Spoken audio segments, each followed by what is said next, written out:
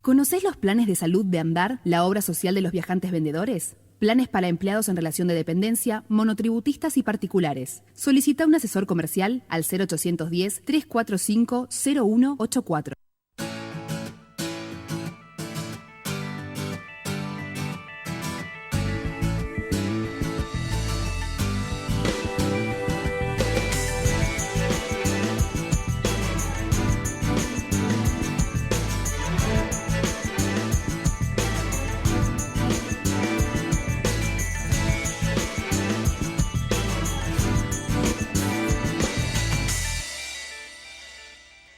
¿Cómo les va? Bienvenidos, un placer reencontrarnos como cada viernes aquí en Trabajo Argentino, el espacio para escuchar la voz de los trabajadores y las trabajadoras en la República Argentina. Hoy vamos a hablar de educación. Ya estamos terminando abril y sin embargo no están resueltas las paritarias de muchas de las provincias argentinas, como por ejemplo en la provincia de Buenos Aires, en la provincia de Neuquén y también en la provincia del Chaco. Se conoció recientemente un informe de CIPEC, que es el Centro de Implementación de Políticas Públicas para la Equidad y el Crecimiento, y habla de una caída del salario docente, del 5% en el 2016 y del 10% durante el año pasado, el 2017.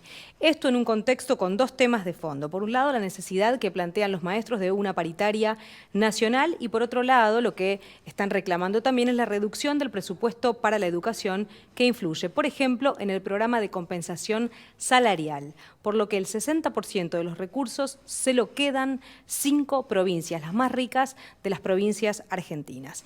De todos estos temas vamos a hablar con Fabián Feldman, que es secretario general de la Confederación de Educadores Argentinos.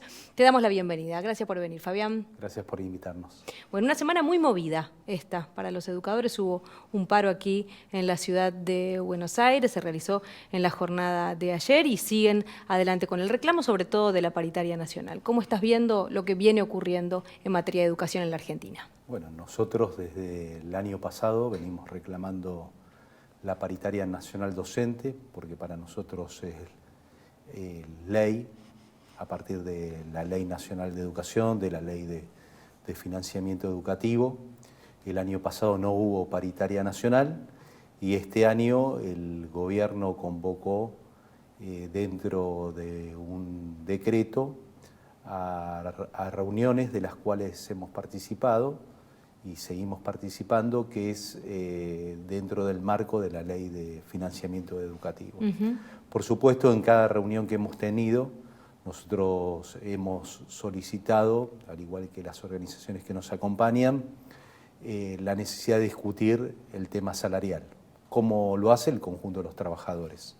Es decir, de un salario de 11.070 pesos, consideramos que es insuficiente para los docentes. Bueno, vos recién lo decías, la caída del salario y la falta de posibilidad de discutir lo que debe ganar un trabajador, una trabajadora de la educación. Y sobre ese punto, ¿qué vienen viendo? Digamos que este impacto del que hablan los números, del 5% en la caída, ¿cómo lo viven los maestros en todo el país, siendo que ustedes son una federación que tiene representación a nivel nacional? Bueno, en realidad esto sirve para excusa para que muchos gobiernos, en vez de tomar el planteo que señala el gobierno, hay que discutir paritarias en las jurisdicciones, imitan al gobierno nacional y lo que hacen muchos gobiernos es no discutir paritarias a nivel jurisdiccional, también incumpliendo la Ley Nacional de Educación, porque la Ley Nacional de Educación dice habrá paritarias nacionales y jurisdiccionales. Entonces, los gobiernos provinciales no cumplen con la negociación colectiva, otros sacan aumentos por decreto. En algunas provincias nos sucede que se sientan con algunas organizaciones sindicales y no con otras, es decir, se produce también la discriminación en términos de lo que se habla el tema sindical, cuestión que se desconoce, es decir, en este federalismo hay una gama de sucesos que nos suceden a lo largo y ancho del territorio nacional. Fabián, y uno piensa que esta atomización que estás describiendo, en definitiva, le quita fuerza al reclamo de los trabajadores docentes en este caso. Por supuesto, porque nosotros cuando nos sentamos en un ámbito nacional a discutir no solo salarios, sino cuestiones que tienen que ver con el trabajo y la educación, y podemos observar y plantear lo que ocurre en cada provincia, y lo podemos hacer el conjunto de las organizaciones sindicales, tiene más fuerza. Claro. Cuando la discusión se da por separado, vos bien lo decís, es aquello del divide y reinará. ¿Cuál es la provincia que ves con mayor dificultad para los maestros? Bueno, hoy una de las provincias que tiene más bajo salario en cuanto a salario básico es la provincia de Buenos Aires. Tiene un salario básico que no llega a los 6.000 pesos. Hay provincias que no se respetan los estatutos, como nos sucede en la provincia de Santiago del Estero. Hay un conflicto muy grande a donde está intervenido ya hace casi 2 años el Consejo de Educación, que era un organismo libre donde votaban los docentes su participación, las juntas de disciplina. En Tucumán no permiten tampoco la elección de los tribunales y juntas de disciplina. Es decir, todo esto que se encarga nuestra confederación en esta oportunidad, que se las agradecemos de difundirlo, por favor, no sucede a través de los medios. Pareciera que todo sucede en la capital y en la provincia de Buenos Aires. En la provincia de Buenos Aires. Y bueno, este es un país con 24 jurisdicciones y hay que recorrerlo todo, así como lo hace nuestra confederación, realizando congresos políticos educativos en forma rotativa. Sí. El año pasado lo hicimos en Chaco, el anterior en Catamarca. ¿Tienen un proyecto de ir al norte del país este año? Estamos por aprobar en la próxima reunión de Consejo Directivo hacer un congreso en la provincia de Salta, donde justamente el tema que estamos por tratar es la educación pública, la defensa de la educación pública de gestión estatal, el papel de los docentes, lugares donde solamente está la escuela pública de gestión estatal, como las escuelas de frontera, las escuelas de isla, porque muchas veces se habla de la escuela privada, de los resultados de excelencia, entre comillas, de la escuela privada, pero la escuela privada no va a ir a la frontera, claro, no va a ir a la isla porque ahí no es negocio.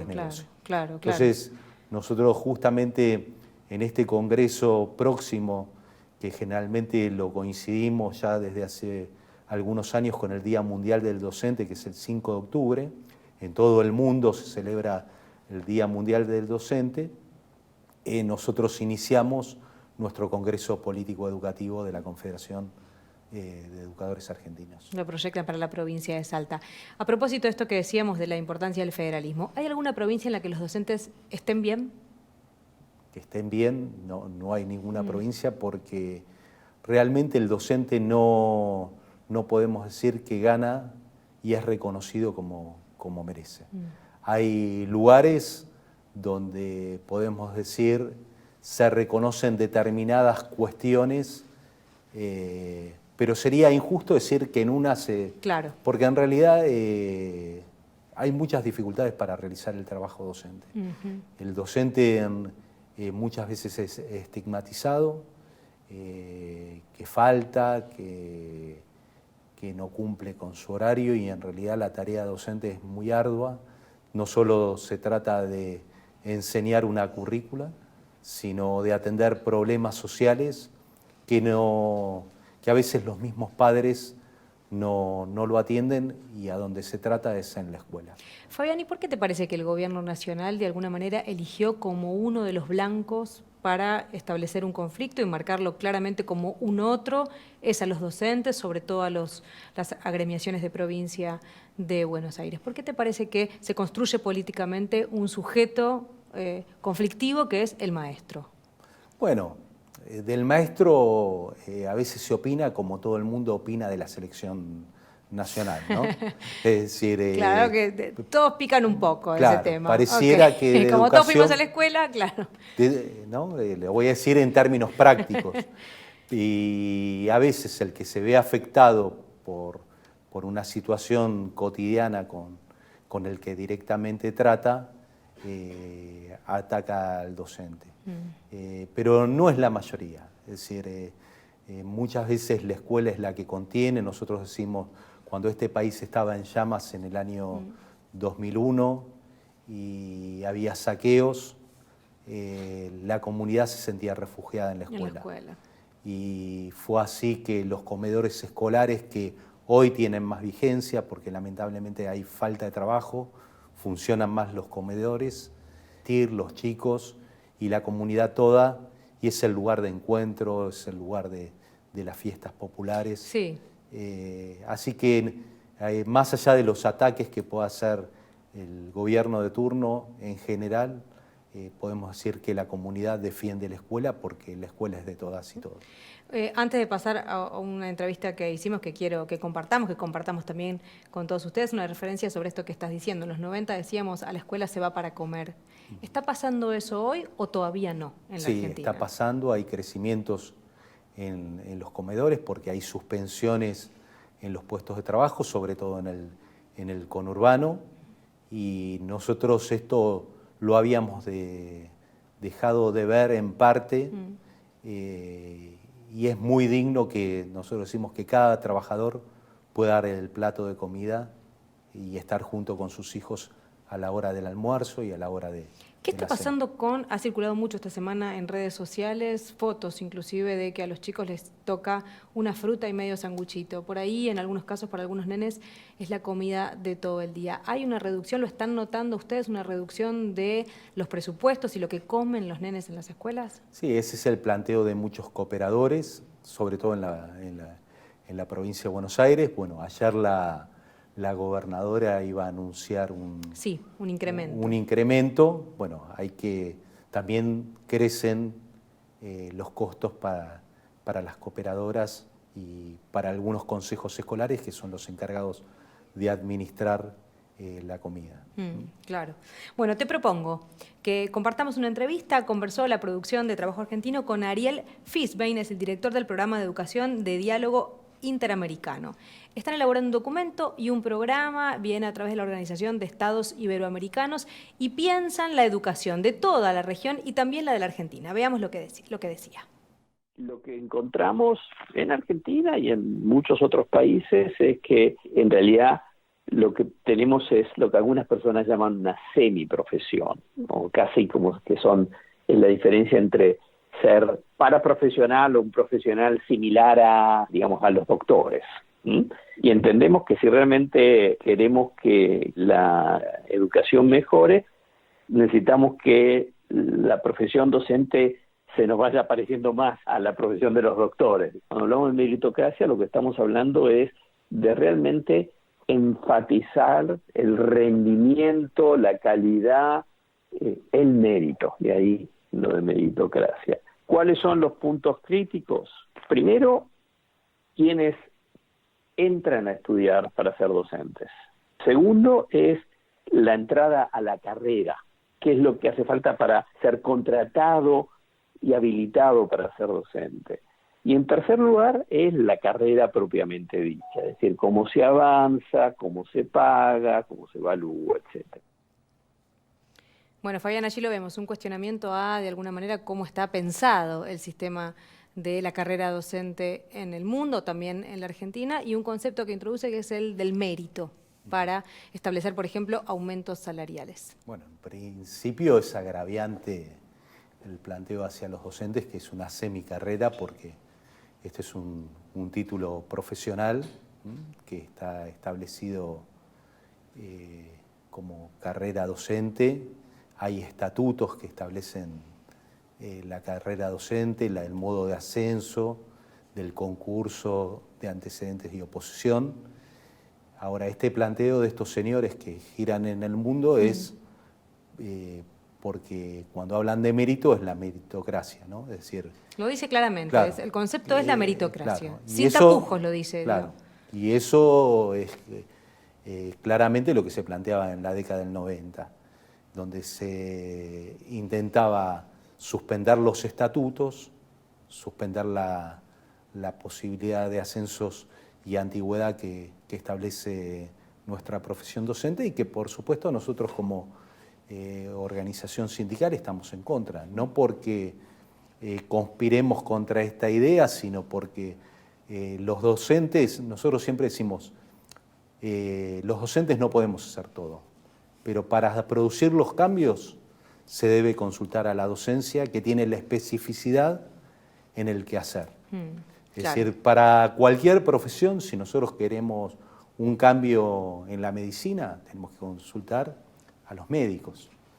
Si queremos cualquier tipo de cambio, a los que están especializados en el tema. Con lo cual, si se quiere buscar un cambio en la educación, hay que hablar con los maestros. Por supuesto. Claro. Y todo este tipo de cambios, donde se trata de avasallar sobre todo los derechos que hemos conquistado a lo largo del tiempo. Es decir, cuando empezamos el programa y hablamos de la paritaria nacional, esta es una conquista de muchos años, por eso la defendemos.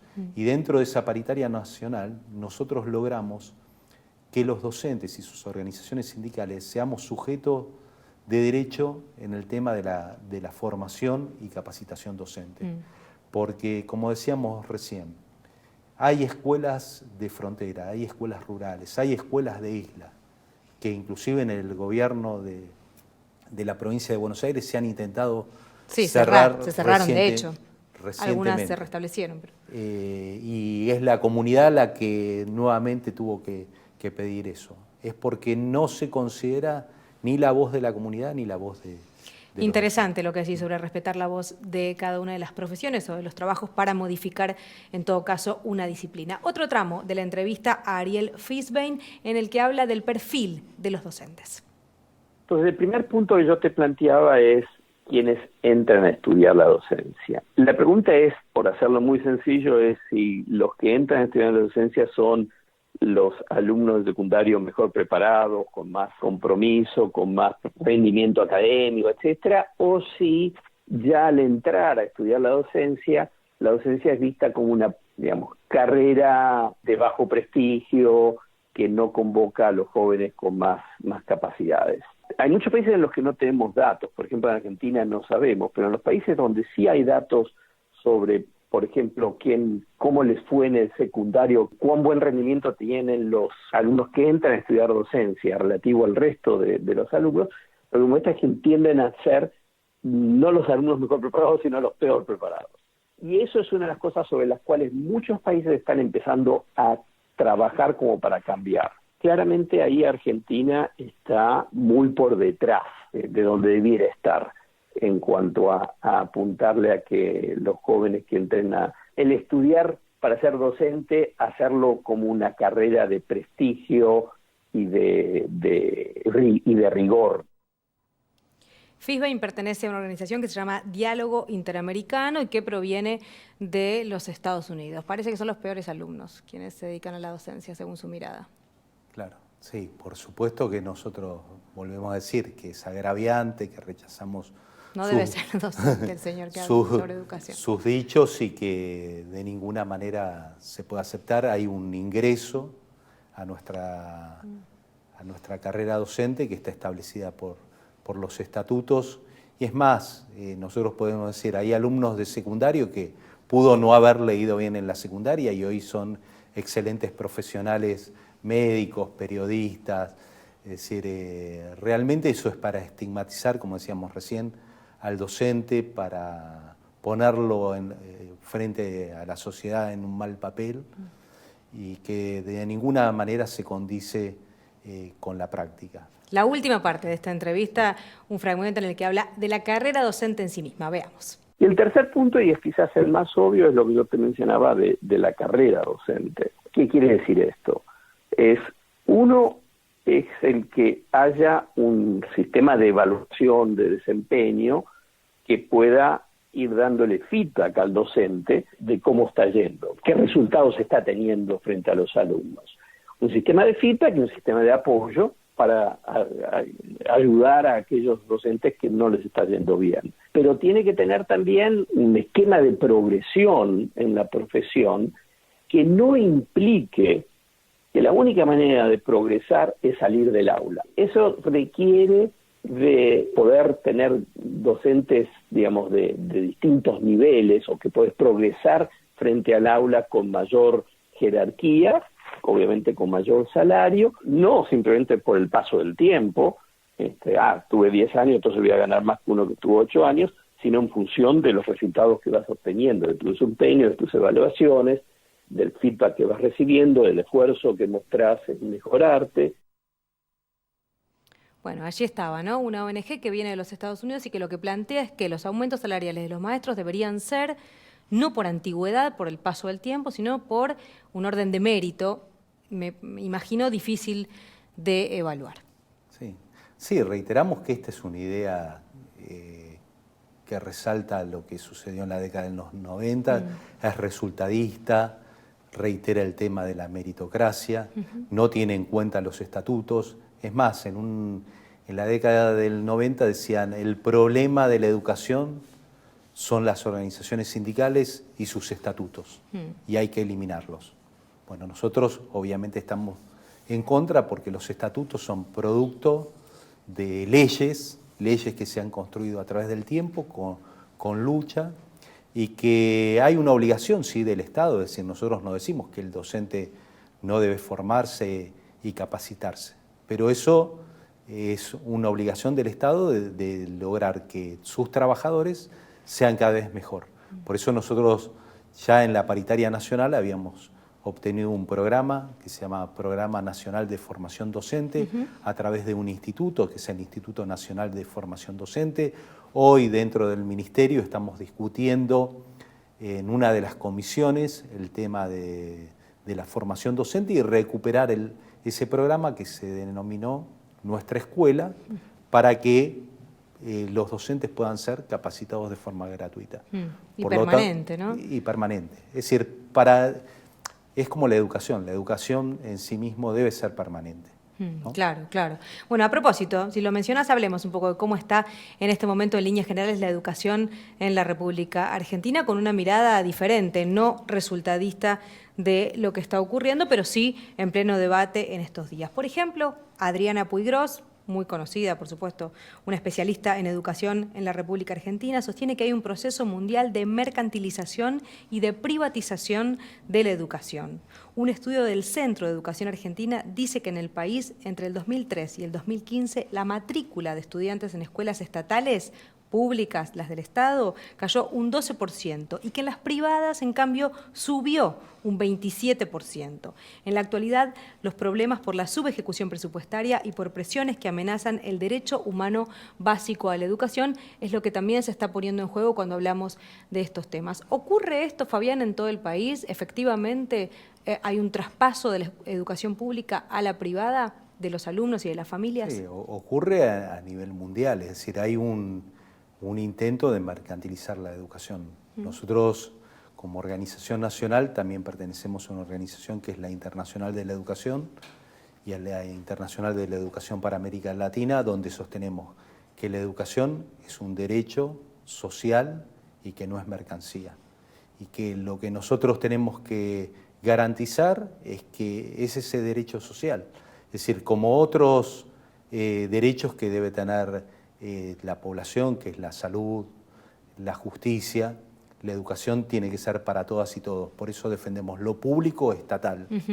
Y el intento de correr el rol del Estado al sector privado, nosotros lo rechazamos de plano. Ahora, ¿y cómo se le contesta a una familia que lo que siente es, a mí me encantaría mandar a mi hijo a la escuela pública, pero no puedo por distintos motivos, porque o no consigo vacante, o porque la escuela pública es de media jornada y necesito una jornada completa, como ocurre, por ejemplo, en la provincia de Buenos Aires, que la escuela es de media jornada, porque hay demasiados nenes en un aula, porque hay demasiados paros, tengo que ir a trabajar y no tengo posibilidad de sostener un mes de una situación como esa, digamos, ¿dónde está el nudo que podría desatar un conflicto como este que termina siendo que muchas familias que apostarían por la escuela pública no pueden hacerlo? Bueno, el Estado, a través de la Ley de Educación, tiene el compromiso, y justamente con la Ley de Financiamiento Educativo, de crear escuelas de jornada completa. Eso está incumplido. Y es cierto que nosotros, ni como organización sindical, ni los propios directores de escuelas le pueden dar toda la respuesta que se quiere, pero tiene que haber un Estado que no se corra y asuma el compromiso de dar respuesta a esa familia.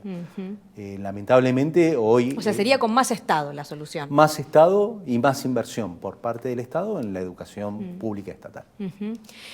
Por ejemplo, cuando veíamos testimonios como estos que compartíamos de organizaciones, ONG de los Estados Unidos que lo hacen en distintos rubros, en distintos temas en el mundo, recorren América Latina intentando imponer un modo de pensar diferentes cuestiones. Y según lo que nos decía, nos contó la producción, está entrevistado, es que muchas provincias están gustosas de recibir propuestas como esta. ¿Por qué te parece que ocurre algo así y por qué logran tener llegada a funcionarios y tal vez incluso instituciones educativas también? Nosotros creemos que puede haber propuestas que tienen que ver con lo económico. Es decir, tentar a los gobiernos con financiamiento de carácter económico, pero eso compromete el futuro de los chicos y de lo que es el Estado. Es decir, si el Estado es de todos, tiene que haber más gestión estatal. Y si prima lo económico sobre lo social, cada vez va a haber menos cuestiones de carácter público estatal. Fabián, ¿y te parece que efectivamente van a lograr que haya una paritaria nacional en este 2018? Nosotros tenemos que insistir en eso, para eso decirle a nuestras compañeras y compañeros y a nuestras organizaciones, en el caso de la CEA, que no lo va a ver, sería decir negarnos a la lucha. Entonces nosotros en cada reunión que vamos al Ministerio de Educación o al Ministerio de Trabajo y en cada una de las jurisdicciones, bregamos porque haya paritaria nacional y paritaria jurisdiccional. Muchas gracias, Fabián. Quiero aprovechar también para decir que juntos, como organización que integramos la Corriente Federal de los Trabajadores, este 1 de mayo, con sentido federal, vamos a estar en Concepción del Uruguay celebrando el Día del Trabajador. Del trabajador y de la trabajadora en la Argentina, es verdad. Muchísimas gracias por haber venido. Gracias a ustedes por invitarme. También a ustedes, muchas gracias por haber estado ahí. Nos encontramos la semana que viene. Esto es Trabajo Argentino. OSADEF, la obra social de empleados de farmacia. Para más información, ingresá a www.adef.org.ar o llamanos al 0800-345-0299. OSADEF, tu obra social.